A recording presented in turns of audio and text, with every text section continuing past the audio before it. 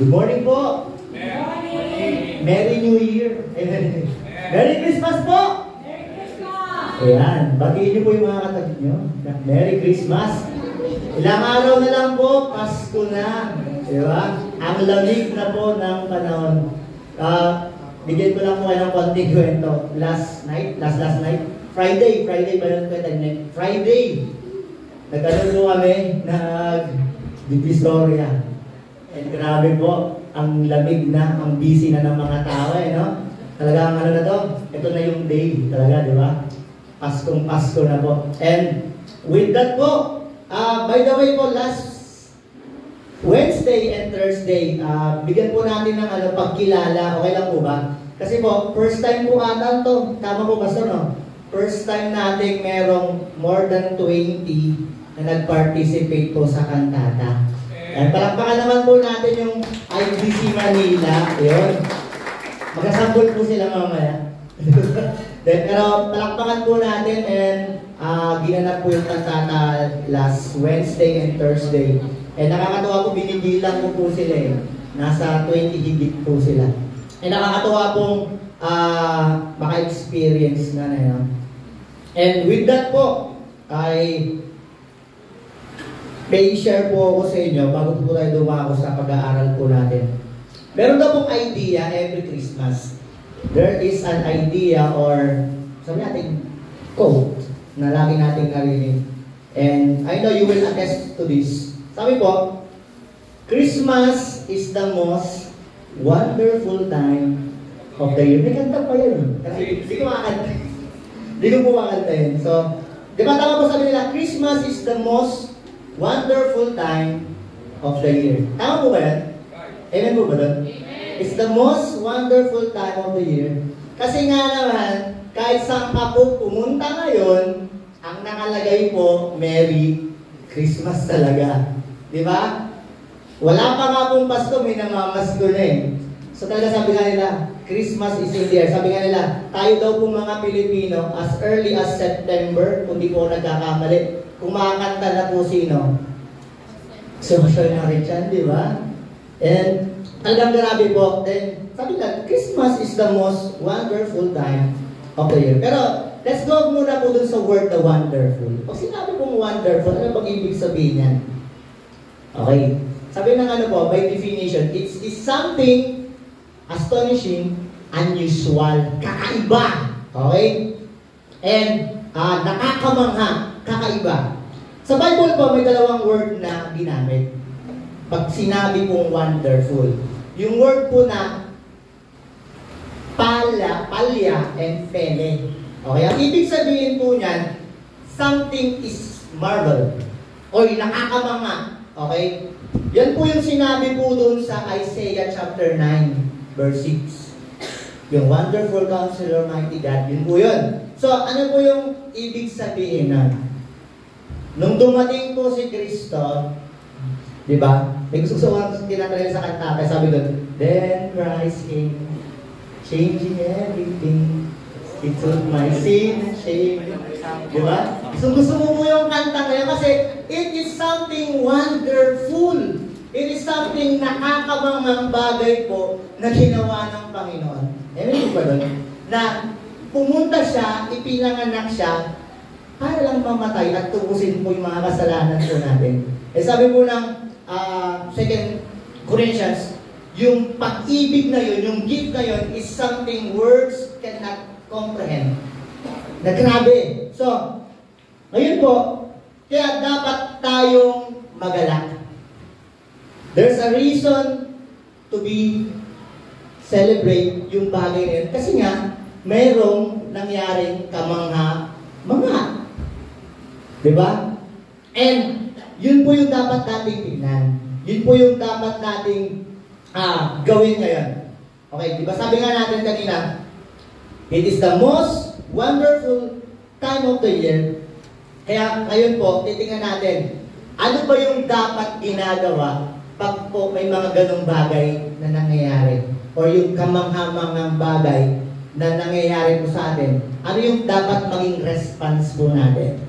Usually po, ang common thing na ginagawa po ng mga tao, pag na-overwhelm, yung sobrang nagagalak, ano po ang ginagawa? Nagse-celebrate. Tama, di ba? Kaya small victories, big victories, may tinatawag na celebration. Sabi po nila, ang baptist daw, ano daw, di baling pamatay-patay. Tawag po yun, ha? Sabi, di baling pamatay-patay sa gawain. Pero sa pagkain. Hanggang sa pagkain, di ba? Pero, i-reprise po natin yun. Ang sinasabi po nun, kailangan laging mayroong celebration. Kasi nga, nagagalak tayo eh. And there's a reason to celebrate. Meron po ba dahilan para mag-celebrate tayo ngayon? Kasi wala ka, di ba ako nireregaluhan ni Nino? Nagtatago nga ako sa inaanak ko eh. Di ba? Pero, lagi niyo pong tandaan, there's a reason to be rejoiced. At isang bagay po na magandang gawin natin, tayo po ay magalak at magpuri po. Okay po ba doon? And with that po, ay samahan niyo po ako. Buksan po natin yung ating po mga Bible. By the way, nandiyan na po pala siya. Tayo po tayong lahat. Okay po?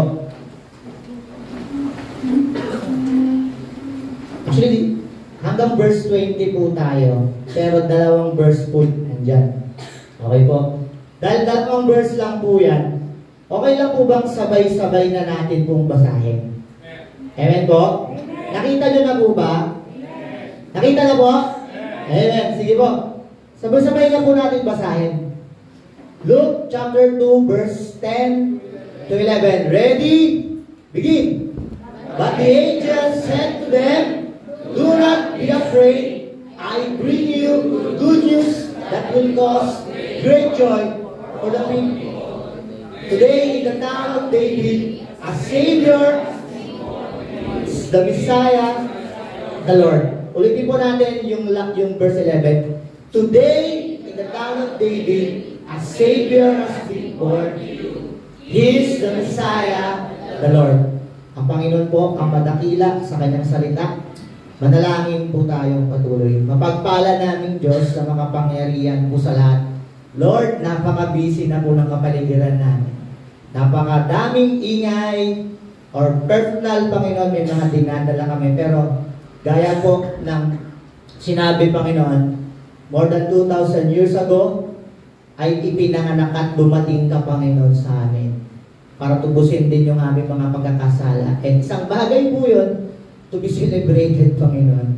And hayaan niyo po, Panginoon, makita namin yung kahiwagaan ng sandaling iyon. At patuloy, makita namin kung ano yung bagay mo pong gustong ipakita sa amin sa sandaling ito.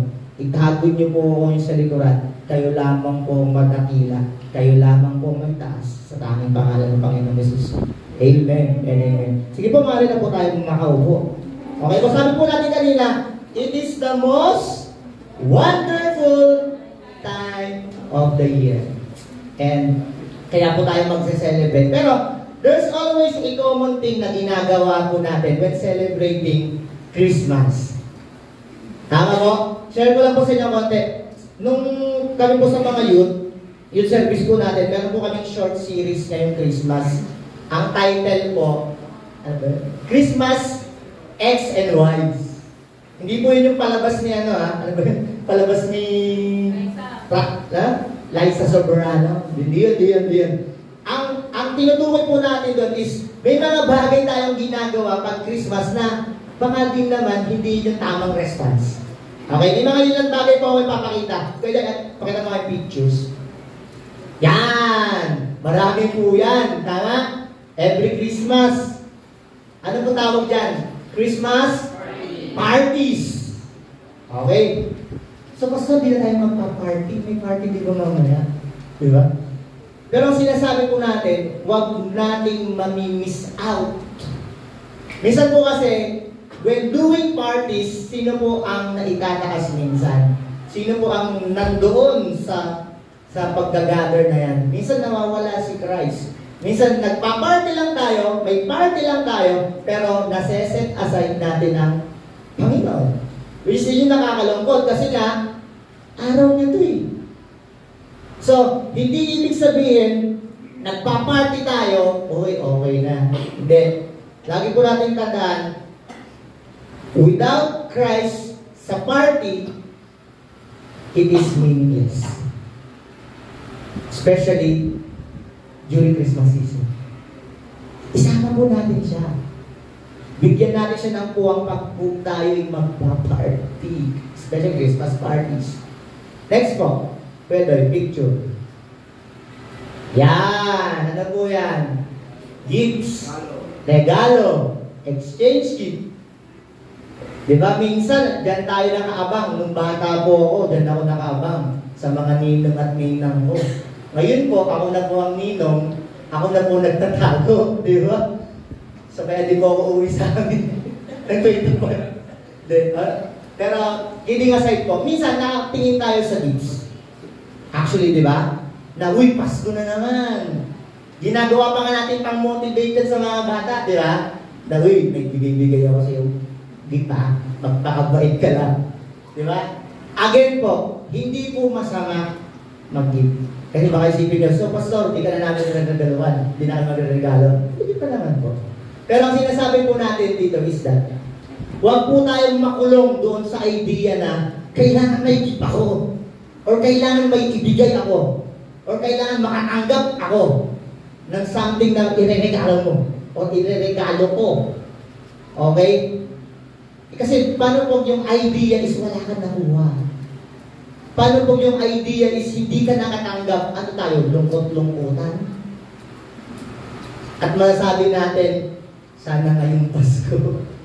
Diba? Ang ano yun? May kanta dun eh. Ay, sana ngayong Pasko. Diba? Ang Christmas ko ikaw. So, hindi yun.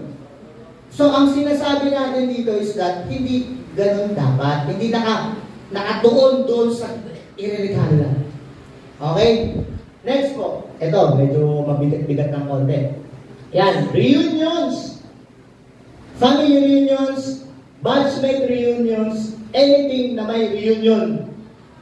Isipin niyo po ito, bakit kaya pag during Christmas, ang daming reunion? Tama? Ang daming nagre-reunion. Again, hindi po masamang may reunion.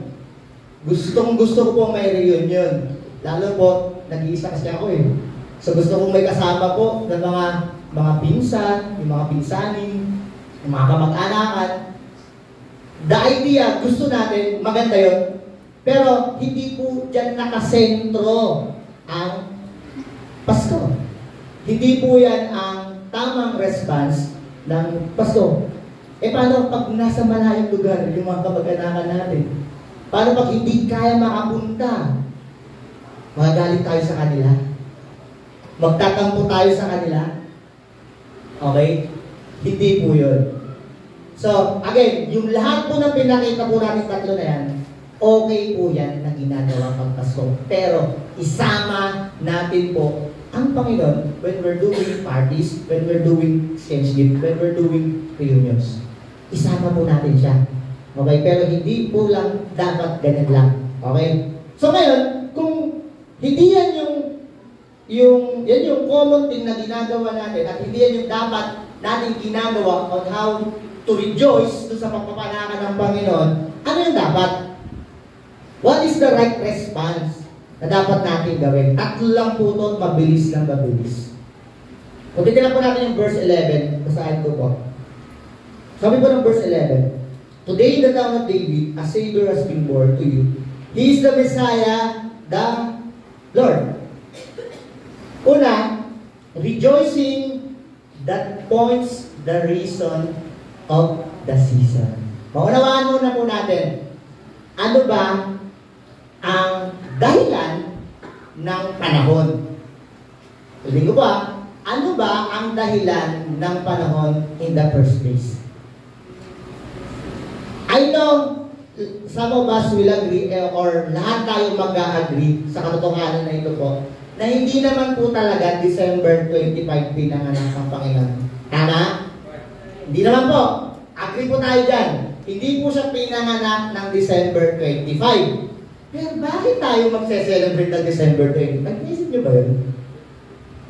O ano? Kung hindi pinanganak ng December 25, bakit kailangan kong O bakit natin sineselebrate? Balikan po natin yung tanong na yan. Pero tignan muna po natin yung ilang mga salita dito. Pag sinabi po natin reason, ano ba yung ibig sabihin yan? Yan. Pag sinabi reason, it means the basis is the cause that explain why something is the way it is. Why someone does thinks or says something, or why someone behaves a certain way. Ibig sabihin, ito yung dahilan. Bakit may mga gantong nangyayari? Bakit may celebration? Bakit may mga, in short, sa madaling salita po, pag sinabing reason is dahilan. Kung isipin nyo, ano bang dahilan? Bakit may Pasko? Okay? Bakit ba nagkaroon ng Pasko in the first place? May papakita po ako sa yung picture. Pwede yung picture na kailangan ko sa yan. Hindi ko po alam nung una kung ano yan. Ang tawag po dyan sa motor, kill switch. Diba? Hindi ko alam kung familiar po kayo. Pero kill switch po yan. Alam ko yung nasa gitna. Okay? Yung switch po na yan, may kakayanan po na hindi niya mapatakbo yung motor. Kasi nga, kill switch eh. So kahit tapak ka ng tapak na gano'n, start ka ng start, hindi siya tatakbo. Ako po, hindi ko po alam yung gano'n kasi, yung signal niya na gano'n. So kakapindot ko po, lumubog. So hindi ko na po siya ma-start. To the point, nung pinagawa po natin, sabi nung nagagawa, Pastor, baliktad yung pagpindot mo, dapat pataas. So ngayon ko lang na-realize, pataas pala dapat yun. So ano sinasabi natin? Minsan may mga bagay na, ba't may ganito dito? Ba't pa nilagay ito? May dahilan pala siya. Okay? And let's go back doon sa sinasabi natin kanina. May dahilan din bakit ipinanganak ang Panginoon. Okay? Hindi lang siya basta, sige, pinanganak ka lang ha. May dahilan. Ang dahilan is to, ano po? Iligtas tayo. Yun yung simula eh. Kung walang kapanganakan, walang mangyayaring hindi siya may papago. Tama? Kung hindi siya naipanganak, walang magtutubos ng kasalanan natin. So that's the reason. So kailangan ng ipanganak. Okay po? So kaya tingnan natin yung season. Pag sinabi kong season is this. Season. Yan. By definition, it means a period of time when a particular event occurs. Sa Bible po, may dalawang klase ng time na tinatawag. Okay po? Sundan niyo po ang kanti Hindi po na ilagay din. Una po yung tinatawag po na Chronos at Kairos. Pangalawa. Pag sinabi pong Chronos, it is measured by a ticking time, such as that can be measured by clocks. Dito po nang galing yung word na chronological order. Okay? So, mayroong pagkakasunod-sunod. Doon po nang galing chronos. Yung kairos po, ito yung maganda eh. The right moment or at the right time or appointed time. Kung pagbabanggain po natin yan, the reason and the season, ang Panginoon po ay ipinanganak at the right time. At the appointed time. Itinakda ng Diyos na siya po ay ipinanganak. Okay po? Nakatakda po siyang ipanganak. So, the idea is yung dahilan ng Diyos para mamatay at ipanganak sa atin, ipanganak at mamatay para sa atin, naka-appointed time po iyon. Next nyo po. So yun po yun. So the season is may appointed time ang Panginoon para siya ipanganak at makasumpong tayo ng kaligtasan. Yun po yung dahilan ng panahon. Ngayon, balik po tayo sa sinabi ko po kanina. Bakit natin celebrate? Hindi naman 25 Pastor eh. Di ba? Baka January 1, kaya November 1, di natin alam eh. Nakuha ko yung idea nung may nakausap po akong taga-Boys Town. Yung mga taga-Boys Town po, to give you an idea, by birth, wala po silang kinikilalang birthday. Ganun pala yun. Yung mga nasa Boys Town, maraming nandun, na walang legal or walang exact date ng kanilang birthday. Nung tinanong ko po yung isang tao doon, sabi ko, paano malalaman yung edad mo? Paano mag-celebrate ng birthday mo? Ang ginagawa nga namin, basta namimili kami ng buwan. Tapos bigla ko naisip na para to celebrate, hindi mahalaga yung exact date, pero datot na birthday niya. At nag-birthday siya. Nakuha niyo po yung idea? Hindi man ito po yung eksaktong date, December 25, ipinanganak ang Panginoon. But the idea is, meron siyang dahilan kasi para ipanganak. Ano po yun? Magkaroon po ng katubusan sa atin. Okay po? Yun po yung pinakang dahilan. Kahit hindi natin malaman yung eksaktong date, pagtalunan pa ng maraming matatalino, huwag din na po natin titignan yun. Ang pinakang tignan natin, merong ipinanganak. Na ang dahilan niya, mabuhay siya at maipako para sa ating mga kasalanan. And yun po yung pinakang magandang ideya, yung pinakamagandang tignan natin ngayong panahon na to. Na kung titignan natin, ba't December 25 pa nga din? Kasi ito din yung sineselebrate ng mundo. Diba? Na isabay natin kung paano silang nag-celebrate, at least tayo mga mananampalataya, alam natin kung paano i-celebrate yung Pasko. Tama po ba? Hindi lang may party-party, hindi lang may exchange gift, hindi lang may kung ano-anong mga bagay na ginagawa natin. Kasi alam natin yung reason kung bakit may Pasko. Kasi merong ipinanganak at the appointed time para ipinanganak, tumubos ng kasalanan natin. Diba? So yun po yun. Pangalawa po. Diyan pa po ba kayo? Nahawi ko na po yung pang-fellowship. May nagbukas. Diba? Hindi ka sa ito. Nahawi lang.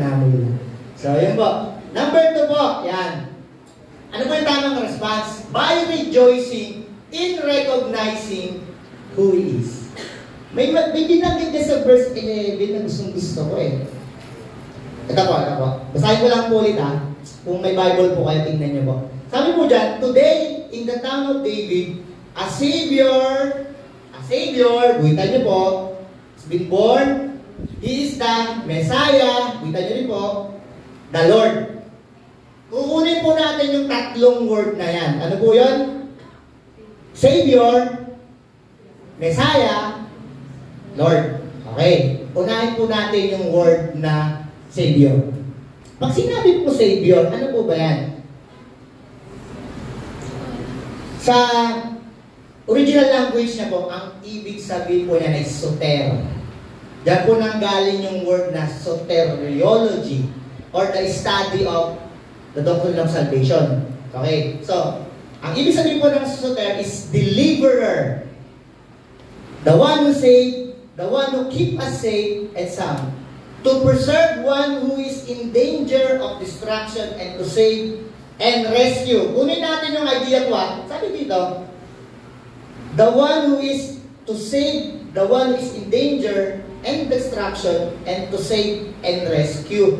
Saan ba tayo unang iniligtas ng Panginoon? Para makita niyo po yung ideya nun. Savior tayo ng Savior. Baka di natin grasp yung saan ba ako niligtas ng Panginoon? Sa sakit? Dun ba? Saan niya ako niligtas? Tingnan po natin, Romans 3:23. Kung may Bible po kayo, hindi ko na po pinalagay dyan. Pero ano lang naman po yan. Sabi po ng Romans 3:23 and Romans 3:10. Tignan muna po. Sabi po ng Romans 3:10, there is no righteous, no not one. Kung ibabangga niyo po yung sa verse 11, sabi po doon, walang naghahanap sa Diyos. Kasi nga, hindi matuwid. And kung idugtong niyo pa po yung verse 23 doon, for all have sinned and come short for the glory of God. Ibig sabihin, lahat po tayo dito, maging ako. tayo po ay hindi nakaabot sa kaluwalhatian ng Diyos. Ibig sabihin po, may pamantayan siya. Hindi tayo nakaabot doon. Ang pinakamagandang example kong ginamit dyan, we miss the mark. Yung parang ka nagda-dark. Nakita na po kayo ng dark? Yung may bilog tapos may bilog na pula sa gitna. And hindi natin na-hit yung bullseye. We miss it. Ayun ang sabi ng by definition ng kasalanan. Okay? Kasi may pamantayan ng Diyos. Again po hindi natin pamantayan. Kasi pwede yung okay sa akin, hindi okay sa inyo. Yung okay sa inyo, hindi okay sa akin. Iba-iba tayong pamantayan. Pero si Lord, may pamantayan din siya. And sabi ng Bible, lahat daw po ay hindi nakaabot sa pamantayan ng Diyos. At sabi ng Bible, Romans 6:23, for the wages, ang kabayaran ng kasalanan ay kamatayan. So, ibig sabihin, merong kakahantungan yung hindi ko naabot yung kaluwalhatian ni Lord. Baka may magsabi sa atin, Pastor, mabait naman ako eh. Hindi nga ako nakikipag-away. Hindi nga ako nagmumura. Hindi ako pumapatay. Lamok lang ang pinapatay ko. Di ba? Pero, ang sabi ng Panginoon, pero walang maliit kasi. Kasi kinakategorize kasi natin ang kasalanan, di ba? Na may malaki, may maliit, may medium. Ginawa nating damit ang kasalanan. Wala pong ganun. Sabi ng Bible sin lang Di ba? Sino pong mga magagaling sa English? Pag sinabing sin, ano lang yun? Singular, plural? Singular. And kung i-check niyo yung sarili nyo, nakailan tayong kasalanan? Pag-isinungaling, pag-iisip ng masama, pagdududa, pagkatampo. Yung mga simple lang di ba? Hindi nga ako binigyan ng regalo. Di ba? Akala niya, large ako, small lang ako Di ba? Baka ganun. Hindi niya ako binigyan ng pagkain. Naubusan ako. Di ba? Hindi po kasi ganoon ang categorize ng kasalanan. Sabi ng Bible, sin. Kasalanan lang. And sabi ng Bible, may kabayaran. Kamatayan. Basta nagsinungaling ako kagabi, di naman ako namatay. Di ba? May ginawa ako kalaruan ng isang araw, bakit di ako namatay? Hindi totoo sinasabi mo. Di ba? Bigla kayo ng pag-isip, no? May ginawa akong kalokohan ng isang araw, hindi naman ako namatay. Yan po ba yung tinutukoy doon? Meron po siya tinatawag na second death. Ikalawang kamatayan. By physical, tayo po ay lahat mamamatay. Okay? Lahat po tayo. Hindi ko man po alam yung takdang panahon na yun, pero lahat po tayo, sa ayaw at sa gusto natin, may kakahantungan po tayo. Makawala tayo. And after that, may tinatawag sa pangalawang kamatayan. At yun yung tinutukoy dito. Na dahil tayo ay nakitang makasalanan, sabi ng Bible, may kabayaran yan. Ipaparusahan tayo. Okay? So, in short, in layman's term, lahat ng tao, lahat tayo, diretso impyerno na. Naghihintay na lang tayo ng ticket natin. Parang kumbaga, una-unahan na lang. Kaya po may pagliligtas. Kailangan natin ng Savior. Kasi ang tao nakapintong pumunta ng impyerno. Kaya sabi ng Book of Luke, chapter 2, today, in the town of David, saved. Ano po? Savior. Ano po? Savior. May magliligtas sa inyo. May magliligtas sa atin sa pagkakasala mo, sa pagkakasala ko, pagkakasala natin. May magliligtas. A Savior is born. So, nakuha na natin idea. So, may tagapagligtas pala. So, enough na ba yun? Okay na ba yun? Swak na ba yun? Pasok na ba sa bangayon? Hindi. Sabi ng Romans 8, Basahin ko lang po. Ano sabi ng Romans 5:8? Then God commanded His love. While we were still sinner, Christ died for us. Kung kasandaan, kahit makasalanan tayo, ginawa niya yung way na yun.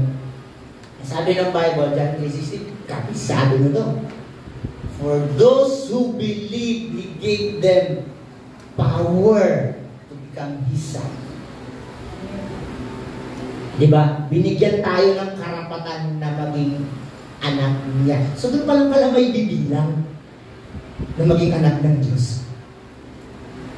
Na kung ako, meron sa punto ng buhay ko na sinabi ko, Panginoon, kinikilala ko na ako'y makasalanan, sabi mo, na ako'y pupunta ng impyerno at kinikilala ko na ikaw lang ang tanging daan. Inaanyayahan kita sa puso ko. And sabi ng Bible, you are counted as His children, sons. Di ba? So, nakita niyo na po yung idea. Kasi sabi niya, may ipinanganak.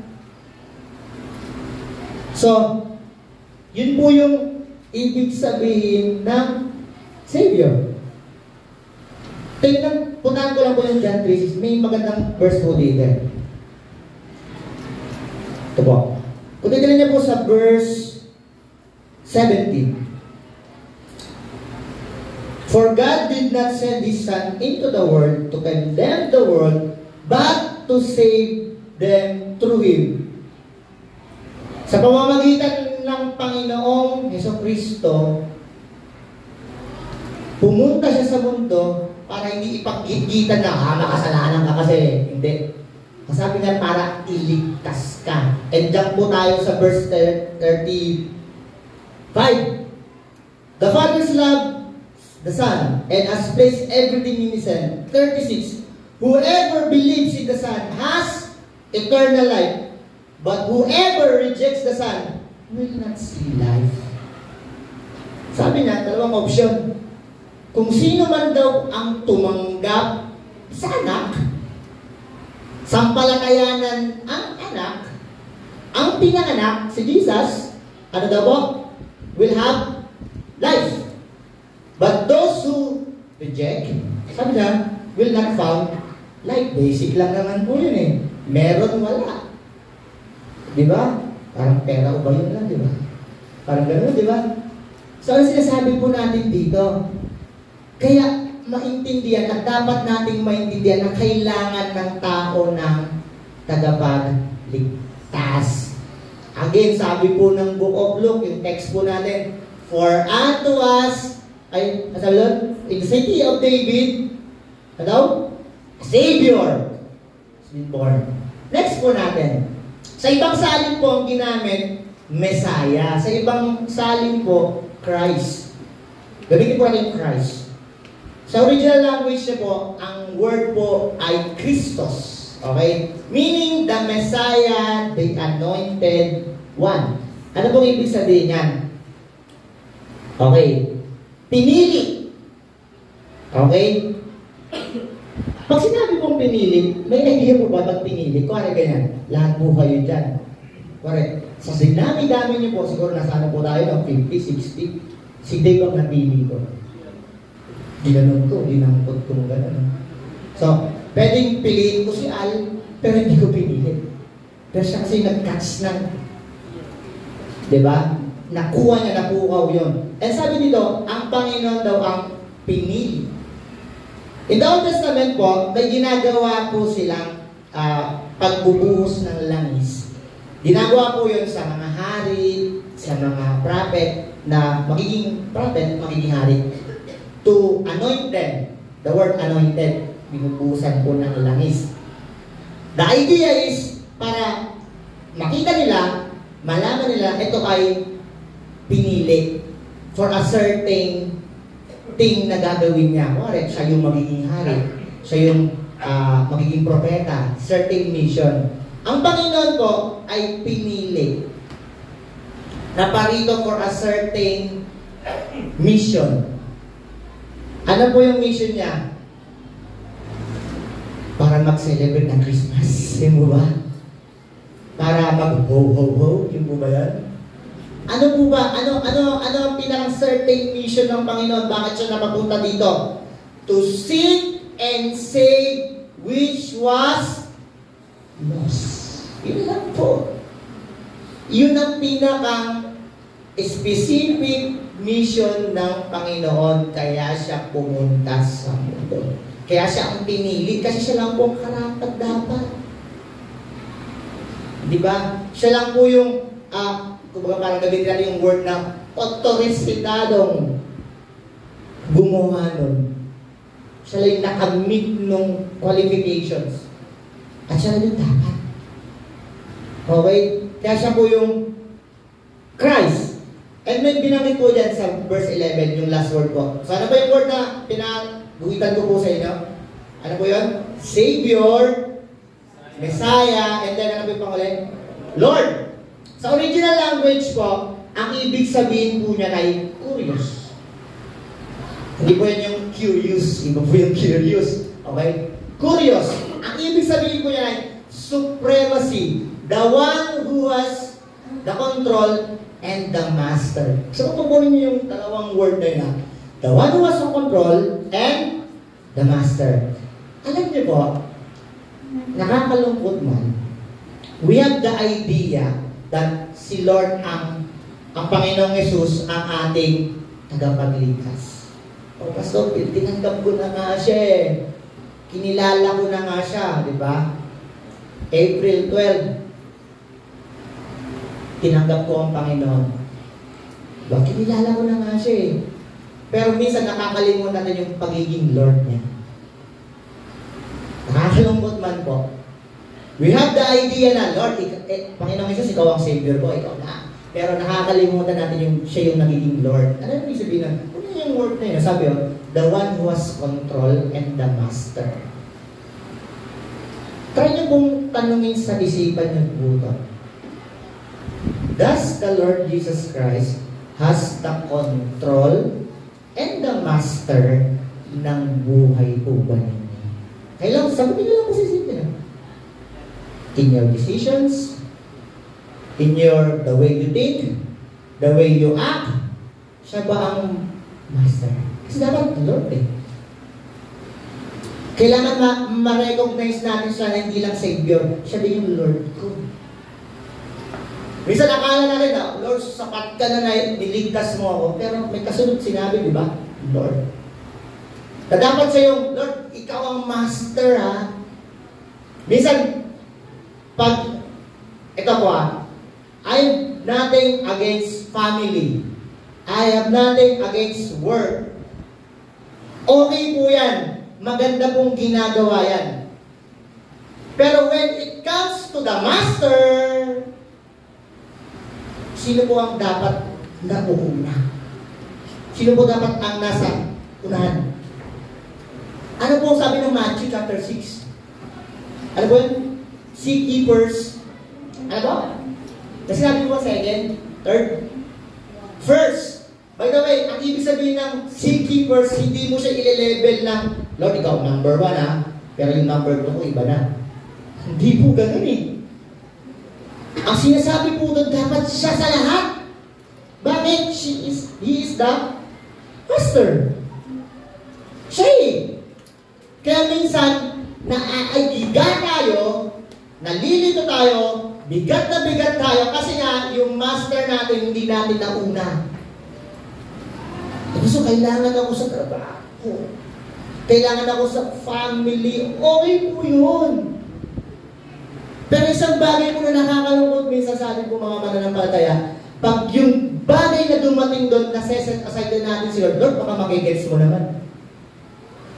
Pero pag nakita niyo po yung ibig sabihin ng Lord, yung Lordship, ibig sabihin dapat siya muna. Tanong po natin sa inyo, may mga work po ba kayo? May mga decisions kayo na sinabi niyo, Lord, anong tingin mo dito sa kukunin kong career? Lord, anong tingin mo dito sa gagawin kong decision? Kasi bakit? He's the master eh. Or inaano na lang natin, Lord, baka mag-gets mo naman. Ginawa pa natin, si Lord pa yung Tagalog pa natin. Dapat siya yung tinitignan natin, Lord, ano bang masasabi mo dito? And I guarantee you po, walang ibibigay ang Diyos sa atin na labas na hindi siya madadakil at may tataas dapat.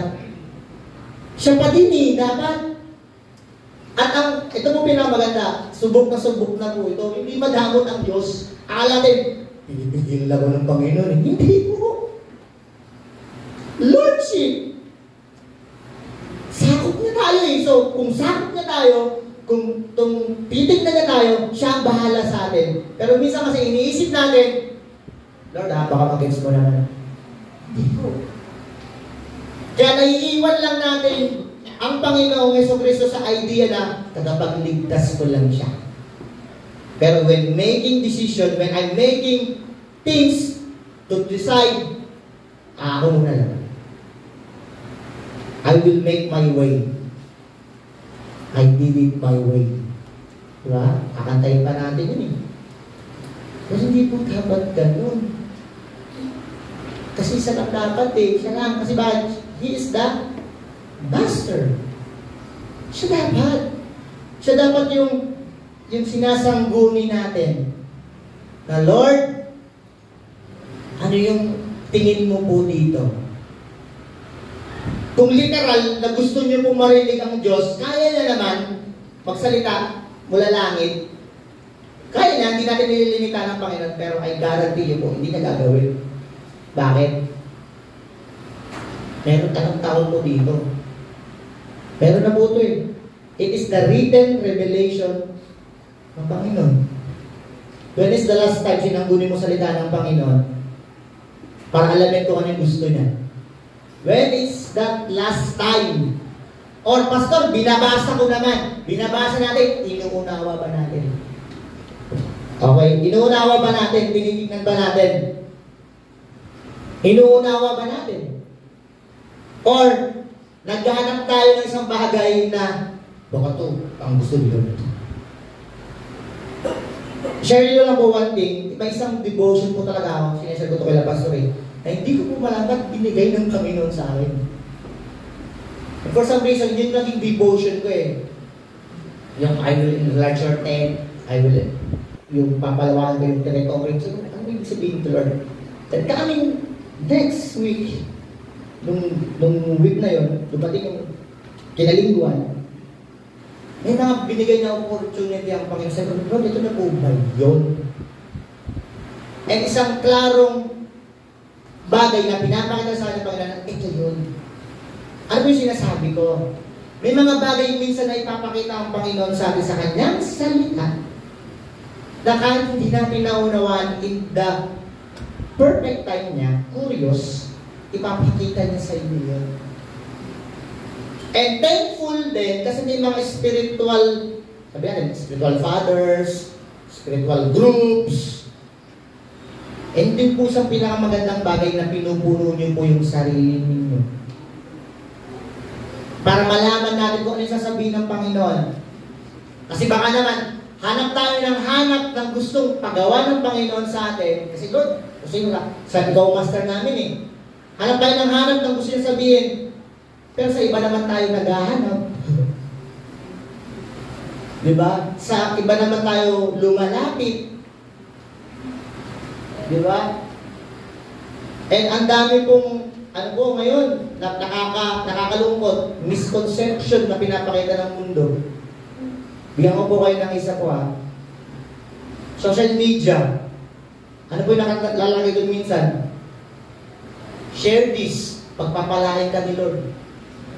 Diba? Type amen. Naka-all caps ka pa. Diba? Pagpapalain ka na, pag hindi mo yung sakit na lilipat sa'yo, tayo naman, kadaugagan na mag-share. Diba? Pero hindi po ganoon eh. Salita pa din po talaga ng Diyos. Ito pa din po talaga nababagsak eh.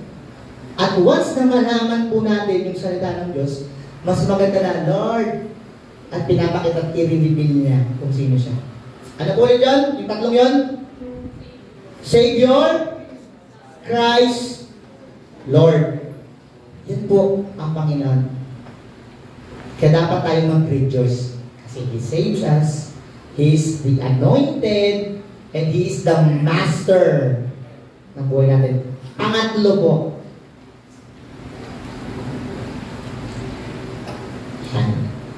by rejoicing that leads to worship.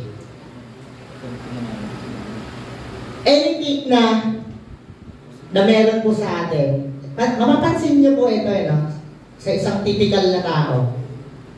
Pag ang tao po ay galit o may pinagdadaanan, huwag mong sasagihin yan. Bakit? Galit eh. Malalaman mo, galit siya. Pag ang tao po ay masaya, may bagay na nangyari po sa kanya, nagre-reflect po yan sa aura ng tao, tama? Pag may pinagdadaanan. Ganoon din po pag tayo ay nakasumpong ng kagalakan na yun. That will lead us to worship. Pag sinabi pong worship, yan, ano ba yung ibig sabihin yan? Okay? To give you an idea po, sa Bible, bago ipanganak ang Panginoong Jesucristo, may dalawang klaseng uri ng tao po na gusto mag-worship. Ang dalawa po.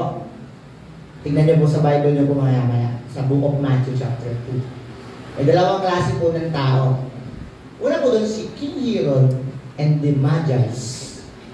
Sabi ng iba, 3 hari. Diba? Sabi naman ng iba, wise men. Pero malinaw na sinasabi ng Bible, sila yung mga Magi's, astronomers, matatalino. Yun sila. So, dalawang uli. And meron silang idea to worship. Si King Herod, may idea siya to worship. Sabi niya,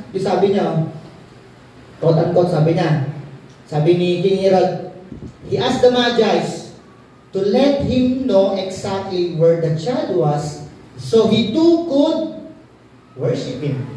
So may idea siya, si King Herod, sabi niya, sige, sabihan niyo ako kung saan ipapanganak yung bagong hari. At ako yung mag-worship din. Okay? Ang mga Magi's naman, on the other hand, yung kanilang worship kakaiba. They prepare, they follow the star. Diba? May star silang sinundan. At to the point, sabi nga nila kay King Herod, may sinusundan kaming star eh. At dito siya huminto sa may Bethlehem. Right? Nakuha po yung kwento. And then they presented their gifts, they brought their gifts, ano yun? Gold, myrrh, frankincense. So, frankincense po, may mga dinala sila. So, talaga nag-prepare itong mga to. And the idea is, to worship. Kasi niyo po yung dalawang tao na yun. Dalawang ulit tao, si King Herod and the Magi's. They have the idea to worship. Meron silang idea, at sabi natin, somewhere other around, they rejoice kasi may bagong hari. Pero alam natin, when the story goes, si King Herod, hindi talaga siya gusto niyang sumamba. Kasi ang idea na gusto niyang patayin. Tama? Gusto niyang mamatay yung bagong panganak na hari kasi idea na may papalit ka sa akin. So kailangan ko malaman para pakain siya. So yun yung idea niya.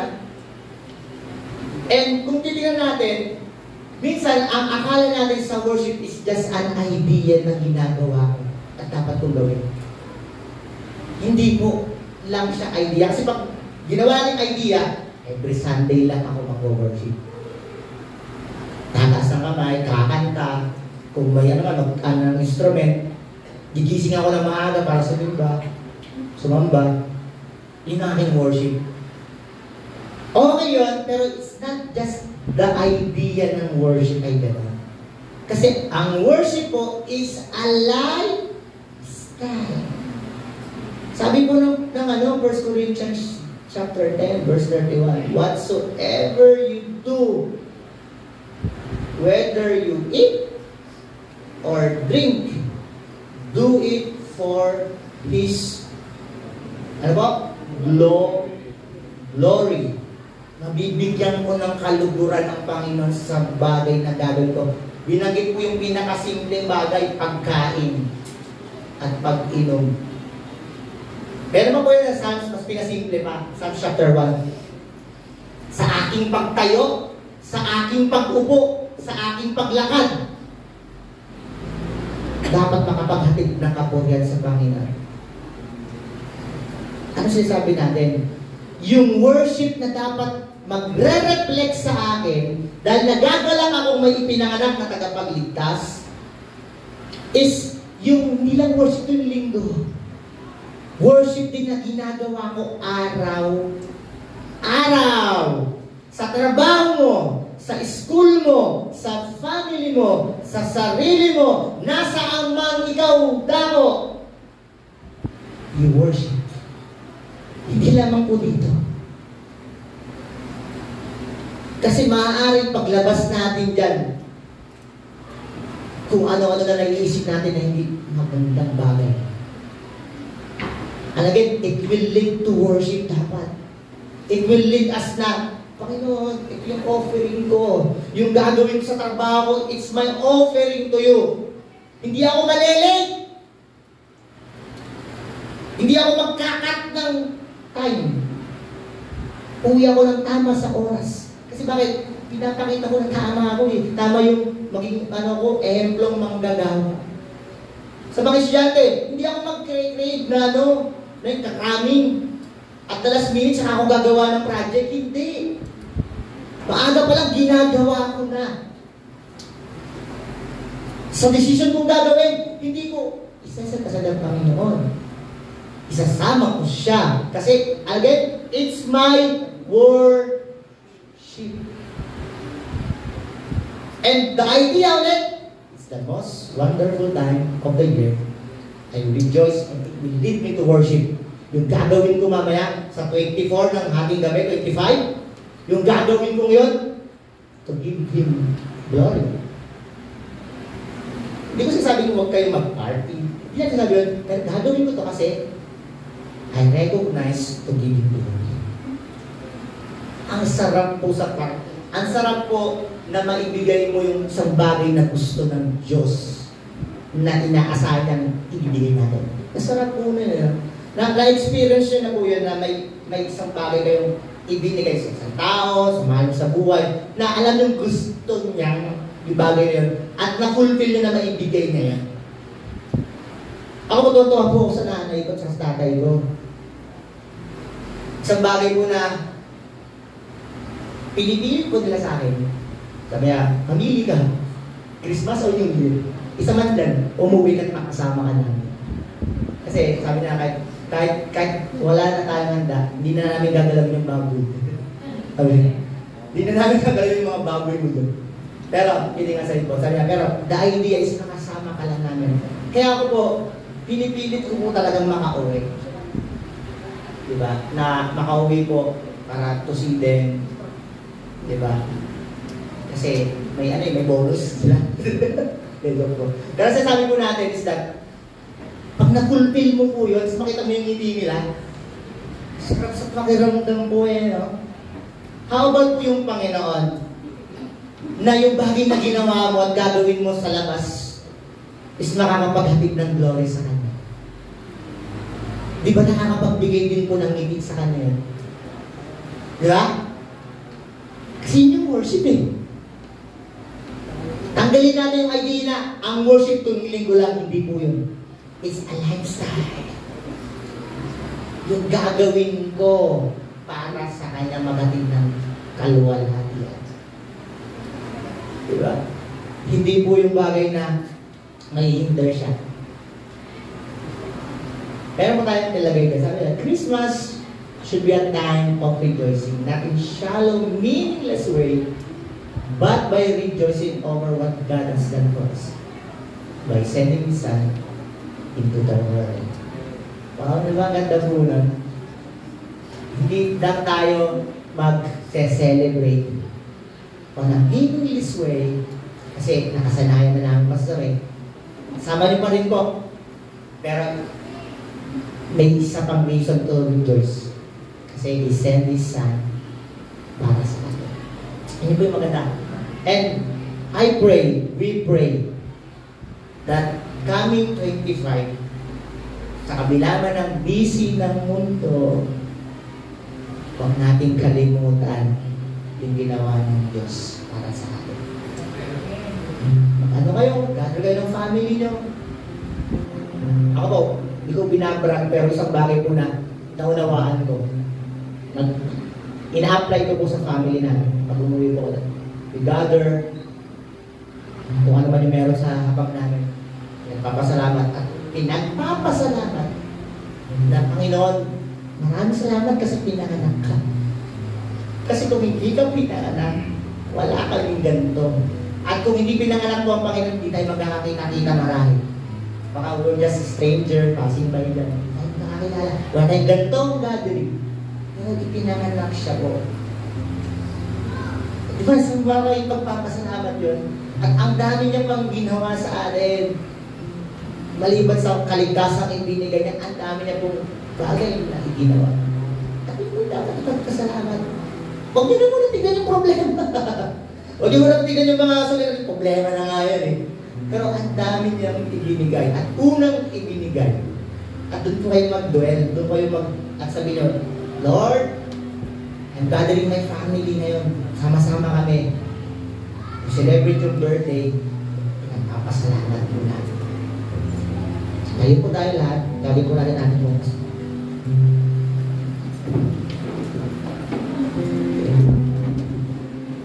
Thank you, Pastor BJ, for delivering the word of the Lord. Are you blessed? Amen.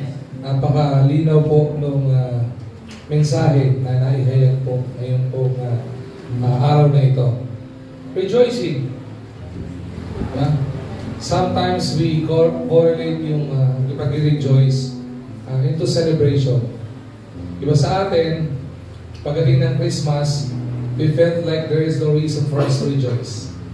Feeling po natin there is no reason for us to celebrate. Oo. May mga iba, okay? Sino matumanggap ng bonus? Meron ba? Yung iba ayaw magtaas, ayaw mautangan. Pag po kayo mag-alala, hindi po kayo utangan. Mapipigitin ko sa pigit muna kayo sino tumanggap ng bonus. Ako lang makita. Okay. Sino nakatanggap ng bonus? Yan. Okay. Kilala niyo na ha? Okay. Di ba tumanggap ng bonus? Sabi nila, uy, masarap mag-rejoice. Okay. Sino tumanggap ng bonus ng maaga-aga bago mag-December? Wala. Yung tumanggap ng bonus mga last week, na kompleto na bonus niya. Sino? Talaga ayaw niya magtaas. Yan. May mga ganun. Ito ang pinakamagandang tanong.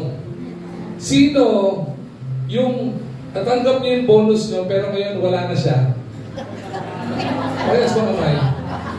Yung pakiwari mo ay nag-rapture na po ba? Bakit po? Kasi po yung bonus ko pagdating sa pag-debit sa card ko o kaya pag-ibigay sa akin ng envelope hindi tumagal ng 1 linggo na wala agad. Oh. Alam ko po, dinadagit lang ni Lord yung mga kaluluwang tumanggap sa Kanya. Pero pagdating ng bonus mo, parang nawawala agad. Pero nakakalungkot, may mga iba, pag nawala na yung bonus, malungkot na tayo. Okay? But there will be a lot of people na nawala rin yung bonus. Okay?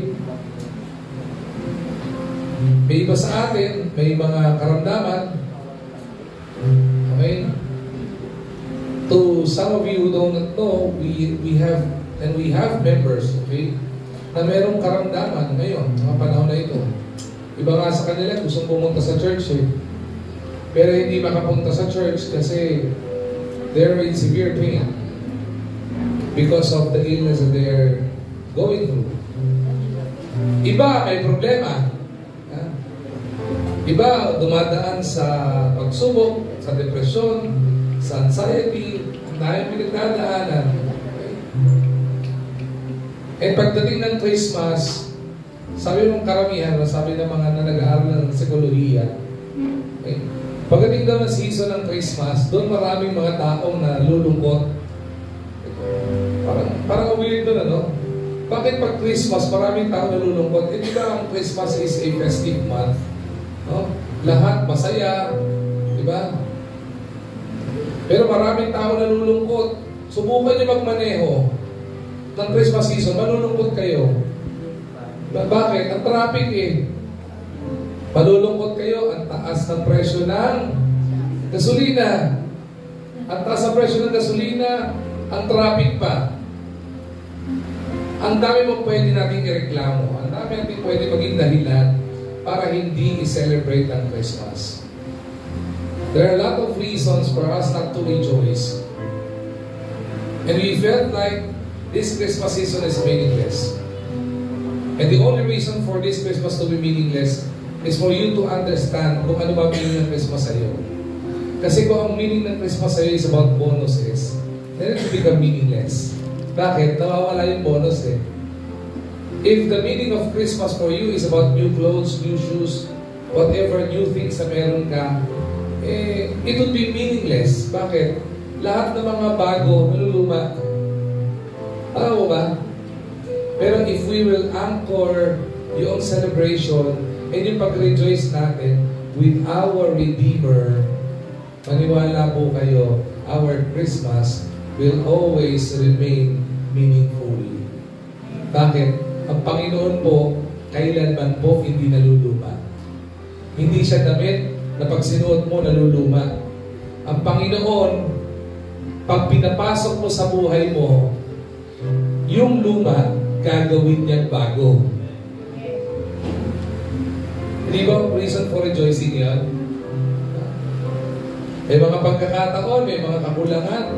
But if we will understand, we will anchor our celebration of Christmas, and if we will anchor our life to Christ, He will give us provision. Bakit? Because He is the God who provides. If we will anchor our life to Him, if we are sick right now, whatever sickness it would be, physical, emotional, relational, or even spiritual, He is the God who heals. Diba? Ang sarap po nung gano'n, ano? Kung tingin mo, you are down, He is our Jehovah Nissi. He is our banner. Itataas ka niya. I-encourage ka ng Panginoon. Diba? And that is the reason for us to rejoice. And guess what? Even small things na makikita natin, we will understand na galing ito sa Panginoon. And sana ngayong araw na ito, pagdating ng Kapaskuhan, ang ganda ng suggestion ni Pastor BJ, no? Sana bago tayo tumungtong sa Noche Buena, you gather around your family. Sa hapagkainan, kung ano man ang ihahain nyo, di ba? Sa hapagkainan ninyo, i-gather yung pamilya, mag-usap kayo, okay? Huwag nyo nang pag-usapan yung mga kulang, problema, o whatever. Pag-usapan nyo yung mga dapat ipasalamat sa Panginoon. What is the reason for you to rejoice? And the Lord gives you one very good reason for you to rejoice. Alam niyo kung ano yun? And that is the gift that a man ever received from the Lord. And that is the gift of salvation. Sana, kung nandito ka ngayong sandaling ito, kung naimbitahan ka, o napadaan ka lang, o dumalo ka dito, o may kaibigan ka dito, hindi aksidente na naririto ka. Ang gusto ng Panginoon, magkaroon ka ng pagkakataon na magkaroon ng rejoicing sa buhay mo. At may experience mo yung rejoicing na yan sa pamamagitan lamang ng Panginoon kung tatanggapin mo siya sa buhay mo bilang sarili mong tagapagligtas ng iyong buhay. Let's bow our head and close our eyes as we pray. Gusto ng Panginoon for us to receive the gift of salvation. All you need to do is accept na ikaw ay nagkasala. Tayo ay nagkasala, nagkaroon ng pagkukulang sa Panginoon. Humingi ka ng kapatawaran sa Panginoon sa mga nagawang pagkakasala. At ang gawin mo ay manampalataya ka sa Panginoon. Sabi mo sa Panginoon, salamat po sa buhay na kaloob mo sa akin. Salamat po, Panginoon, binigyan mo ko ng kaligtasan. Salamat po, Panginoon, pinadala mo ngayong bugtong na anak na siyang nagbigay sa buhay ko ng pag-asa. Akala ko po, Panginoon, wala nang kwenta ang buhay ko. Pero nung nakilala ko po ikaw, nagkaroon ng kwenta at dahilan ng buhay ko. Dahil sa pag-asa kaloob mo. Patawarin niyo po ako sa pagkakasala. Pinapapasok po ito sa puso ko at sa buhay ko bilang sarili kong tagapagligtas. Pagmula ngayon, kayo na po, Panginoon, ang mabuhay sa akin, ang mamuno sa akin. If you pray that prayer, nanampalataya ka sa Panginoon, may pangako ang Panginoon sa iyo. Ang sabi ng Panginoon, but as many as received Him, to them gave He power to become the sons of God. Ginawa ka anak ng Diyos. And you've already accepted the greatest gift a man could ever receive, and that is the gift of salvation. And this Christmas, there is a reason for you to rejoice because you've been redeemed by the greatest Redeemer of all. Diba sarap nun? Makasalanan ka, dahil sa kasalanan mo, sa impyerno punta mo. Pero nung nakilala mo ang Panginoon, nanampalataya ka sa Panginoon, ginawa ng Panginoon, tinubos ka niya. Binayaran niya para hindi ka mapunta sa impyerno. Hindi ba't napakaganda mo? So sa lahat ng nanalangin doon, ang gabi nyo yung pangako ng Panginoon na ikaw o tayo ay ginawang anak ng Diyos at tayo sa church na ito ay ginawang magkakapatid ng Panginoon sa pananampalataya. Right? As we pray, maaari ko mo bang hilingan? Hindi ko patatagal ito invitation na ito. But I want everybody to really pray and for you to come forward. Kung meron ka dapat ipasalamat sa Panginoon, you as an individual or you as a family, meron kang dapat ipasalamat sa Panginoon. Pastor, salamat po. Naunawaan ko doon sa mensahe ni Pastor Bridget, mensahe ng Panginoon yung magang ito. Diba? Na yung mga bagay na iniisip kong papasaya sa akin, hindi pala talaga yun ang magpapasaya. Salamat sa Panginoon at makakapag-rejoice ako, makakapag-celebrate ako ng Christmas. Yung totoong celebration ng Christmas na si Kristo ang aking sineselebrate. If you will be thanking the Lord ngayong umagang ito, why don't you come forward, ilapit mo sa harap, at sabi mo sa Panginoon, yung mga dapat mo ipasalamat. Why don't you come forward? Come on, church. Come on.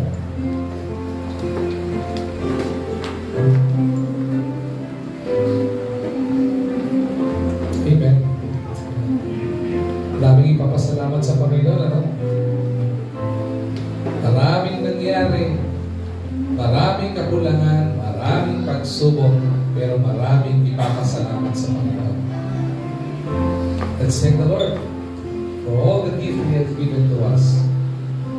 The gift of work, the gift of life, the gift of family, the gift of relationship, the gift of material things na meron ka. At lalo din papasalamat sa Panginoon. Lord, salamat. Nakakalungkot man po yung pinagdaanan ko ngayon, pero magkakaroon pa naman ako ng ngiti sa aking mga labi. Kasi meron akong tagapagligtas sa akin ay walang iba kundi kayo. Salamat po, Panginoon. Shall we pray? Lord God, Heavenly Father, we are so thankful, Lord God, because we are serving and we are worshiping, Panginoon, an amazing and awesome God, Panginoon. Thank you, Lord, sa kabila, Panginoon, ng maraming pagsubok ang bansa, maraming pagsubok ang pamilya, maraming pagsubok ang bawat individual, iba may kalungkutan, iba tumatangis, Panginoon, iba nagkakaroon ng kalungkutan, umaabot pa sa depression, umaabot pa sa anxiety, Panginoon. But Lord, thank you. Dahil sa kabila nito, Panginoon, there is a reason for us to rejoice. Na mga ganap, Panginoon, kami dahil meron po kaming manunubos at yan ay walang iba kundi ang bugtong mo anak ay si Yesu Cristo. Salamat sa dakilang pag-ibig. Sa dakilang pag-ibig na handog, Panginoon, ang iyong bugtong na anak na siyang nagdala, Panginoon, ng pag-ibig mo upang aming maramdaman. Yung anak mo, dakilang Diyos na hindi namimili kung sino ang hahandugan ng kaligtasan. Salamat po, Panginoon, sa pag-asa, pag-ibig at habag na kaloob niyo po, Panginoon, sa buhay namin. To each and every one of us, Panginoon, thank you, Lord, because we've understood and we've learned, Panginoon, that the meaning of Christmas is not about bonuses, is not about material things, it is not about the gifts that we have received, yung mga tangible gifts na marireceive namin. It is not about money. It is not about reunion alone. It is because of Christ. Salamat po, Panginoon, for allowing us to have this service, for allowing us to worship you. Yun ang tamang reaction po, Panginoon, namin. Na kami, Panginoon, ay mag-rejoice, Panginoon, kasi may Kristo na nagbibigay ng pag-asa sa buhay namin. At hindi lang pag-asa ang kaloob, kundi kaligtasan, Panginoon. Kaya po itinataas namin sa iyo ang papuri. At sa lahat ng mga anak mo na naririto ngayon, Panginoon, igawan niyo po, Panginoon, ang imong palang basbas sa bawat isa sa kanila, Panginoon. Sa muna kanilang mga pamilya, Panginoon, ay ipakita mo yung abundant blessing mo sa bawat isang individual na naririto, Panginoon. Ay patuloy na ipagkalawang design ng puso namin at maging design ng puso pa rin ang patuloy ay in every actions, in every decisions that we are about to do, ay magbigay ng kalwalakian sa ibang na pangalan. Uli, itinatalaga namin sa celebration ng Christmas sa ito sa pangalan ng Jesus.